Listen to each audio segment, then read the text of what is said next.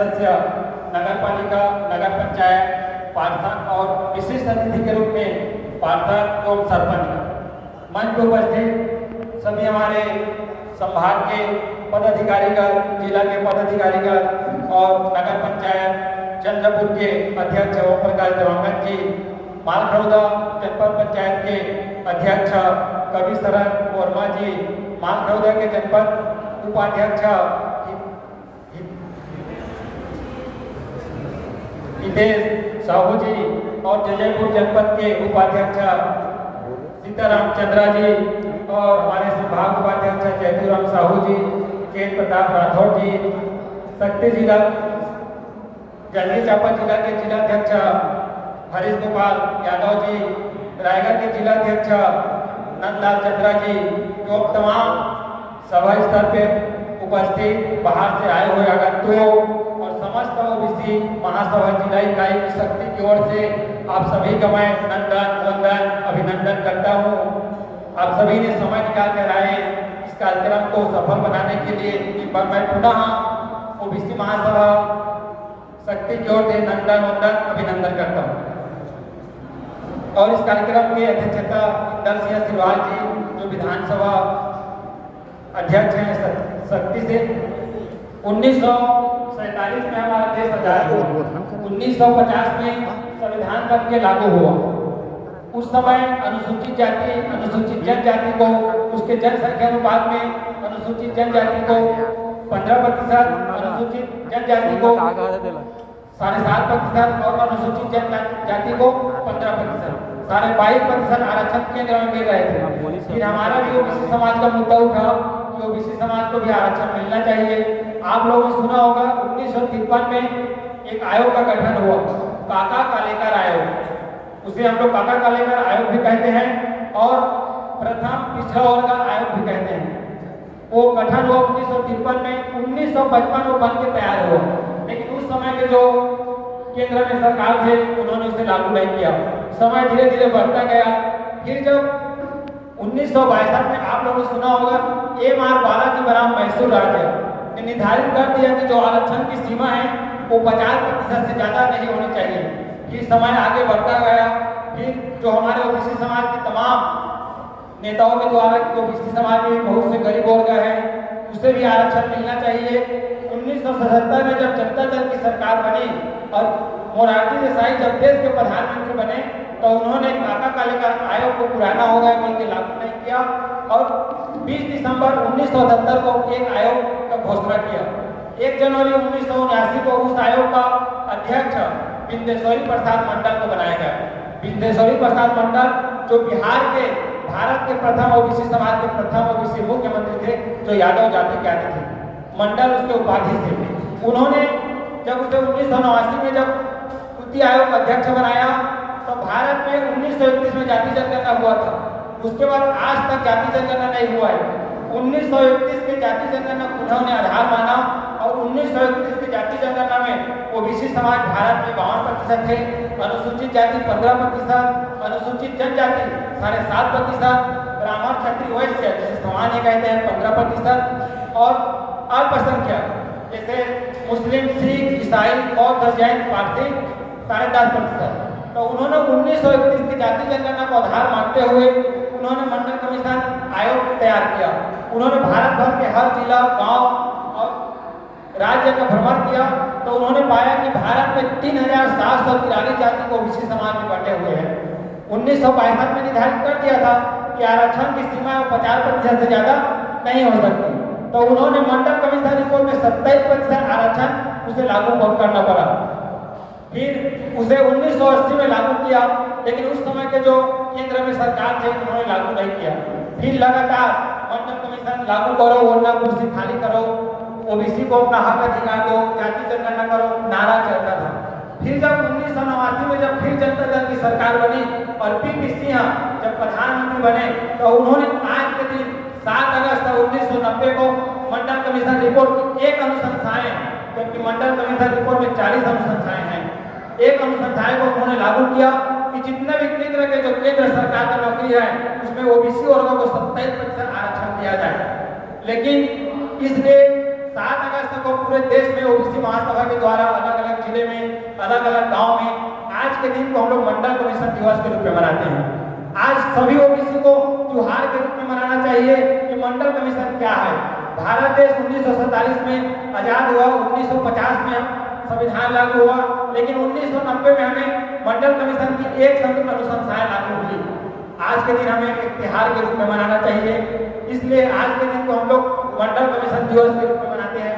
फिर उस समय 1990 में जब पीपीसी ने उसे लागू किया तो हमारे ओबीसी समाज सोए हुए थे, उसे हक अधिकार की जानकारी नहीं थे, और जो अपर कास्ट के लोगों ने धरना प्रदर्शन किया, आंदोलन किया, ऐसे बहुत से छात्रों के द्वारा अपने ऊपर पिट्ठो डाल के आग लगा दिया कि ओबीसी और लोगों को 27% आरक्षण नहीं मिलना चाहिए। फिर 1990 में से सुप्रीम कोर्ट में स्टे लगा दिया गया कि ओबीसी और लोगों को आरक्षण नहीं मिलना चाहिए। 2 साल तक बहस चला। 16 नवंबर 1992 में क्रीमी लेयर के साथ 27% आरक्षण हमें लागू किया केंद्र में 16 नवंबर 1992 में, जिसकी सालाना है 90 के दशक में 1 लाख रुपए रहेगा, उसे केंद्र के 27% आरक्षण नहीं मिलना चाहिए। आप लोग सोचो, भारत का देश का संविधान 1950 में लागू हुआ, देश 47 में आजाद हुआ। आज हम लोग 75वें गणतंत्र दिवस मनाते हैं, तो 75वें संविधान दिवस मना रहे हैं। 78 साल हो गए देश को आजादी हुए, फिर भी आज 27% आरक्षण में क्यों लागू नहीं हो रहा है? ये बड़ी दुख की बात है। आज ओबीसी हम लोग अलग अलग फिरकी में अलग अलग जाति बटे हुए हैं। इंदिरा साहनी बनाम भारत सरकार ने 1900, आप लोग सुना होगा, सर्च मानना, इंदिरा साहनी बनाम भारत सरकार, उन्होंने 1962 में स्टे लगा दिया और क्रीमी लेयर के साथ 10% आरक्षण में हमें नौकरी मिला। फिर समय धीरे धीरे बढ़ता गया। 1906 और 7 में अर्जुन सिंह जब मानव संसाधन मंत्री बने, विकास मंत्री, तो उन्होंने मंडल कमीशन की एक अनुशंसाएं, जितने भी केंद्र में विभाग है, शैक्षणिक विभाग में ओबीसी और 27% आरक्षण, एक अनुशंसाएं और लागू किया। कब किया? 2006 और 7 में। फिर समय धीरे धीरे बढ़ता गया। अभी भी मंडल कमीशन की 38 अनुशंसाएं बाकी है। अभी भी हम में से किसी को पीपी मंडल, बिंदेश्वरी प्रसाद मंडल, अर्जुन सिंह बनना पड़ेगा, जो ओबीसी के हक अधिकार के लिए जो 38 अनुशंसाएं जो बाकी है, जो अभी भी उसे लागू करवाना पड़ेगा। समय धीरे धीरे बढ़ता गया। फिर अभी सरकार ने 2014 में ईडब्ल्यूएस पास किया। आर्थिक रूप से कमजोर, जिसकी जनसंख्या भारत में मुश्किल से 15% है, उसको 10% आरक्षण दे दिया गया। लेकिन हमारे ओबीसी और के लोग यदि 8 लाख रुपए सालाना कमाते हैं तो उसे क्रीमी लेयर है। लेकिन सामान्य हो गए यदि 8 लाख रुपए कमाते हैं, उसके पास 5 एकड़ जमीन है, 1000 स्क्वायर फीट से कम है, उसे 10% आरक्षण मिलेगा। मेन समस्या है ओबीसी को अपने हक अधिकार की जानकारी नहीं है। फिर समय आगे बढ़ता गया। इससे पहले तो सरकार से उन्होंने छत्तीसगढ़ में CGQDC करवाया, क्वांटिफाइड डाटा आयोग। राशन कार्ड के अनुसार हम लोग 43% हैं, लेकिन वास्तव में छत्तीसगढ़ में हम लोग 48 से 50% हैं। राशन कार्ड बहुत से ऐसे ओबीसी समाज के घर में राशन कार्ड नहीं है, 43% उन्होंने बताया। और ओबीसी और के लिए 27%, अनुसूचित जनजाति के लिए 13%, अनुसूचित जनजाति के लिए 32% और ईडब्ल्यूएस के लिए 76% उन्होंने सर्वसम्मति से विधानसभा में लागू किया। अभी तक वो राज्य भवन में अटका हुआ है। इसका कारण क्या है? फिर समय धीरे धीरे बढ़ता गया। फिर आपने सुना होगा हमारे अनुसूचित जनजाति के जो भाई लोग हैं, वो लोग 1% के लिए सरकार ने बोली कि हम उनकी जनसंख्या 14% है, हमारा 14% आरक्षण दे। सरकार कही कि उनकी जनसंख्या 13% है, बट 13% आरक्षण दिया। 1% के लिए वो रायपुर में नंगा प्रदर्शन करी और कहीं कि भाई 1% हमारे अनुसूचित जनजाति के लिए काटा था। आज हमारे जनसंख्या 14 और बढ़ा के 27 करी, जेकर जनसंख्या 48 से 50% है, फिर भी हम लोग ओबीसी समाज घर बाहर नहीं निकले। ये बड़े दुख की बात है। आप मन सुने हुए अभी वर्तमान में 1 जनवरी 2024 में सुप्रीम कोर्ट हटाई गई कि अनुसूचित जाति अनुसूचित जनजाति मन के लिए क्रीमी लेयर लगाया जाए। फिर 20 दिन बाद 21 अगस्त के 2024 को भारत बंद कर दी। अब भारत बंद करी, केंद्र सरकार बैठे अगर सरकार वाला वापस लेना पड़ी और कहीं कि अनुसूचित जनजाति वाला क्रीमी लेयर नहीं लगाया जाए। अब मन लगा था कि 22% अनुसूचित जनजाति अपने घर बाहर निकली, सो मुश्किल से 1% निकली तो उनके सरकार ने मानी। लेकिन हमें कितना जगह करना है? छत्तीसगढ़ में 2 करोड़ 80 लाख में 1 करोड़ 40 लाख है, भारत में 1 करोड़ 40 1 अरब 40 करोड़ में कम से कम 80 से 85 करोड़ है। हम चाहो सरकार बना सकता था, सरकार गिरा सकता था, लेकिन हम अलग अलग खिड़की में अलग अलग उप जाति बटे हैं। छत्तीसगढ़ में 95 जाति बटे हैं। छत्तीसगढ़ में भी वर्तमान में ओबीसी समाज के 35 विधायक है, 6 मंत्री है, फिर भी कहा 27% से आरक्षण लागू नहीं होता। ये सोचे वाली बड़ी गंभीर बात है। और आपने बता दें कि हम के कोई राजनीतिक विशेष न है, आपने भाजपा में रहा, कांग्रेस में रहा, बीएसपी में रहा, आम आदमी पार्टी में रहा या समाजवादी पार्टी में रहा, लेकिन ओकर पहले हमारा ओबीसी है। जे कास्ट सर्टिफिकेट से हम नौकरी करा था, व्यवसाय करा था, अपन नाम के पास लिखा था, वो ओबीसी के लिए हमारे एक मंच में आए वाला है। अब नहीं आगे कारण मैं बता देता, शक्ति जिला में 322 ग्राम पंचायत है, 465 गांव है। 322 ग्राम पंचायत में एक वर्तमान सरकार कही कि हम ओबीसी के जो आरक्षण और 25 लोग बढ़ा के 50 कर दो। हमारा लोकसभा और विधानसभा आरक्षण नहीं मिला ओबीसी वाला, केवल जो मिलते नगरीय निकाय और 30 स्तरीय पंचायत चुनाव में 25 लोग बढ़ा के 50 करिए कही। एक पहली जजयपुर पूरा शक्ति में 322 ग्राम पंचायत में 78 ग्राम पंचायत ओबीसी और रिजर्व है। एक पहली जब अभी 25 लोग 50 बढ़ा के करी तो मात्र 19 रिजर्व है। 322 ग्राम पंचायत मात्र 169 सरपंच है हमारे ओबीसी समाज में शक्ति जिला में। 96 जनपद सदस्य में मात्र 42 हमारे जनपद सदस्य है। 14 पंचायत है ना, 14 जनपद पंचायत सीट है वो मात्र 7 है। और 93 नगर पंचायत नगर पालिका और पार्षद है वो मात्र 62 है नगर पंचायत के पार्षद है। यह बड़ी दुख की बात है। आज अगर 25 से 50 बढ़ा के करे है तो 322 में कम से कम 120 130 140 हमारे ओबीसी समाज के चुन जाती है। 25 लोग 50 मिनट बढ़ा के रखी तो आज हमारे शक्ति जिला में खाली एक जिला की बात करा था, शक्ति जिला में 70 से 75 हमारे और सरपंच 35 और पीसी 35 और जिला पंचायत 35 और पार्षद 35। लेकिन हमारे कारण का है हम सोए हुए का समाज है। आज अगर ऐसे ये सरकार धीरे धीरे हम बता देता अनुसूचित जाति अनुसूचित जनजाति के आरक्षण में सरकार है एक भी छेड़छाड़ नहीं करेगा। एक कारण का है केवल ओबीसी और जितना जो रिजर्व रही से वो समान है का। एक कारण का है अनुसूचित जनजाति अनुसूचित जनजाति जाति में अपन हक अधिकार के लड़ा थे, वो आंदोलन करा थे, धरना प्रदर्शन करा थे, वो रोड के लिए लड़ा थे। कोई नाम से उनके जो आरक्षण और सरकार छुए काम नहीं करे हैं। लेकिन हम ओबीसी में हम आज तक कोई जगह आंदोलन नहीं करे हैं, धरना प्रदर्शन नहीं करे हैं, हक अधिकार की बात नहीं करता। इसलिए सरकार धीरे धीरे धीरे हमारा काटना चाहती है। आने वाले पीढ़ी मुझसे सवाल पूछी जब 30 स्तरीय पंचायत और नगरीय निकाय पंचायत में जब आरक्षण करा दे तो कौन काय करता तब हम कबो की बार जिला अध्यक्ष रहे और मंडल अध्यक्ष रहे और बूथ अध्यक्ष रहे और ब्लॉक अध्यक्ष रहे, यही तो बाबू ना वो काय कर सकते तो हमारा एक मन में आए आप मैं कबू नहीं कहा कि आप रोटी बेटी के लिए नहीं करा वो आप के समाज के भी। लेकिन समाज में कतो प्रधानमंत्री संसद विधायक सरपंच डीसी जिला पंचायत चल, लेकिन समाज है समाज रही और आने वाला समय में समाज भी रही। देखा लिए हम प्रयास करना है। आज हम स्वीकार करो तो कोई लाभ हमें नहीं मिला, लेकिन आने वाला जो पीढ़ी जरूर मिली वो कल लिए हम प्रयास करा था। अध्यक्ष रहा सुप्रीम कोर्ट में हमारे एक भी ओबीसी समाज के जज नहीं है, हाई कोर्ट में एक भी जज नहीं है, जिला में देख लो शक्ति जिला धनजी जिला में एक ही कलेक्टर है ओबीसी समाज। ओबीसी समाज अब तक कमजोर हो गया है, धन धरती में कमजोर नहीं है, पढ़ाई लिखाई में कमजोर नहीं है। लेकिन एक कारण का है देखा जब बच्चा रोते ना तबे माँ हाथ खिलाती तो पता चलते कि बच्चा भूख लगे है। वैसे एसी एसटी में हक अधिकार के लोहा थी आंदोलन करे थे उनके उन्होंने सरकार आरक्षण देते उनके आरक्षण में छेड़छाड़ नहीं कराते। लेकिन सरकार को पता नहीं है कि वास्तव में ओबीसी को नौकरी की जरूरत है, ओबीसी को रोजगार की जरूरत है, ओबीसी को निकाय में या नगरीय निकाय में आरक्षण की जरूरत है, नौकरी की जरूरत है। ये दिन हम एक मन में आ सकता था ना और वादा करा था हमें सरकार बना सकता था और सरकार गिरा सकता था और सरकार हमें करा ही कौन विधायक बनाओ कौन सांसद बनाओ। लेकिन हम अलग अलग जाति में अलग अलग फिरकी हम करते हैं।